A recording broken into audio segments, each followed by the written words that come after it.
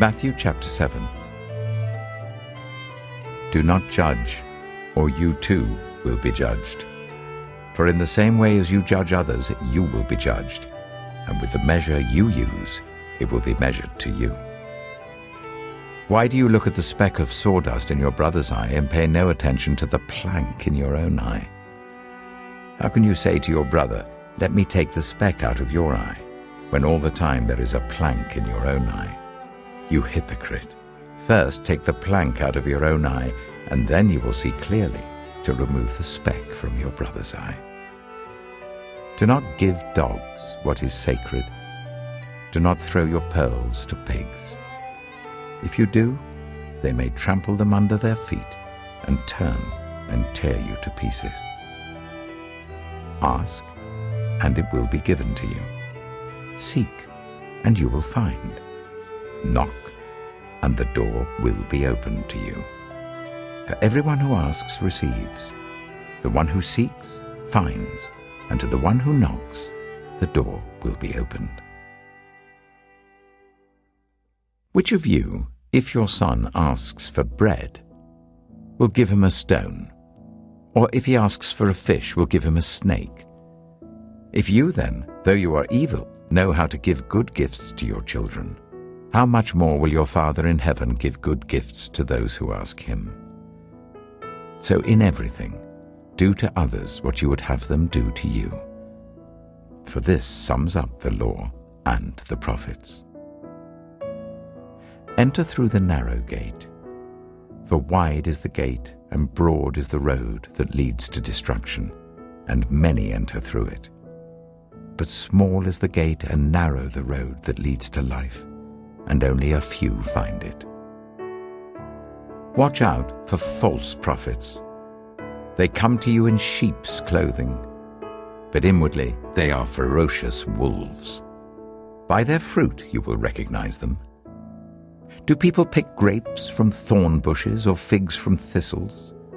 Likewise, every good tree bears good fruit, but a bad tree bears bad fruit.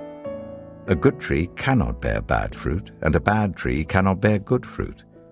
Every tree that does not bear good fruit is cut down and thrown into the fire. Thus, by their fruit, you will recognize them. Not everyone who says to me, "Lord, Lord," will enter the kingdom of heaven, but only the one who does the will of my Father who is in heaven. Many will say to me on that day, "Lord, Lord, did we not prophesy in your name, and in your name drive out demons, and in your name perform many miracles?" Then I will tell them plainly, "I never knew you. Away from me, you evildoers." Therefore, everyone who hears these words of mine and puts them into practice is like a wise man who built his house on the rock. The rain came down, the streams rose, and the winds blew and beat against that house, yet it did not fall, because it had its foundation on the rock. But everyone who hears these words of mine and does not put them into practice is like a foolish man who built his house on sand. The rain came down, the streams rose, and the wind blew and beat against that house, and it fell with a great crash. When Jesus had finished saying these things, the crowds were amazed at his teaching, because he taught as one who had authority, not as their teachers of the law.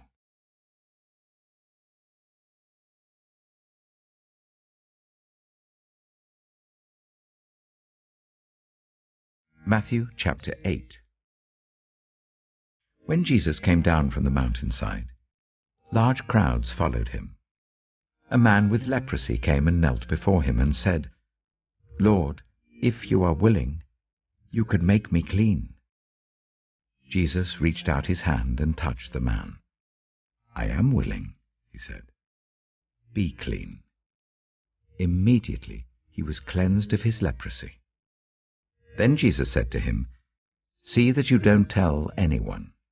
But go, show yourself to the priest and offer the gift Moses commanded as a testimony to them." When Jesus had entered Capernaum, a centurion came to him asking for help. "Lord," he said, My servant lies at home paralyzed, suffering terribly." Jesus said to him, "Shall I come and heal him?" The centurion replied, "Lord, I do not deserve to have you come under my roof, but just say the word and my servant will be healed. For I myself am a man under authority with soldiers under me.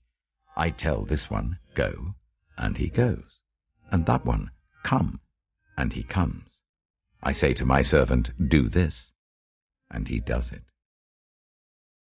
When Jesus heard this, he was amazed, and said to those following him, "Truly I tell you, I have not found anyone in Israel with such great faith.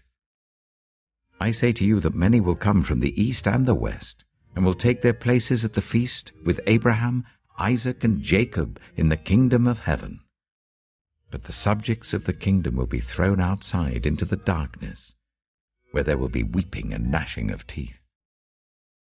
Then Jesus said to the centurion, "Go, let it be done just as you believed it would."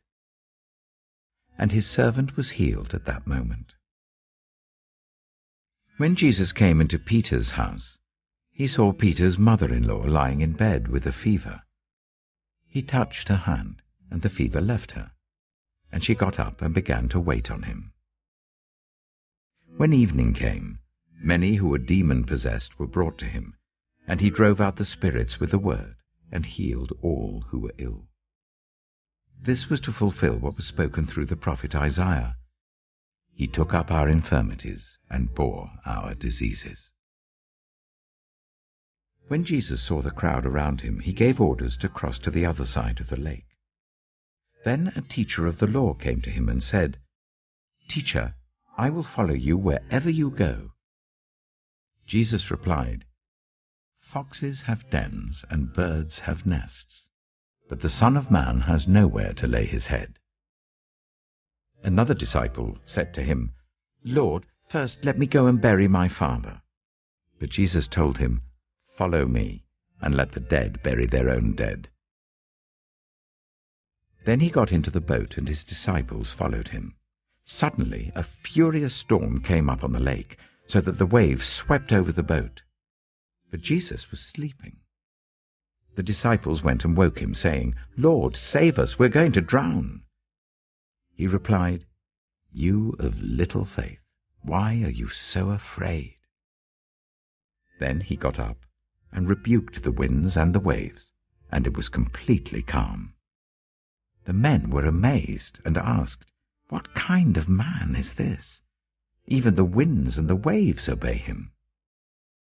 When he arrived at the other side in the region of the Gadarenes, 2 demon-possessed men, coming from the tombs, met him. They were so violent that no one could pass that way. "What do you want with us, Son of God?" they shouted. "Have you come here to torture us before the appointed time?" Some distance from them, a large herd of pigs was feeding. The demons begged Jesus, "If you drive us out, send us into the herd of pigs." He said to them, "Go."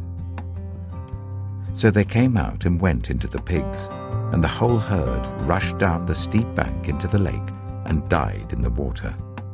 Those tending the pigs ran off, went into the town and reported all this, including what had happened to the demon-possessed men. Then the whole town went out to meet Jesus, and when they saw him, they pleaded with him to leave their region.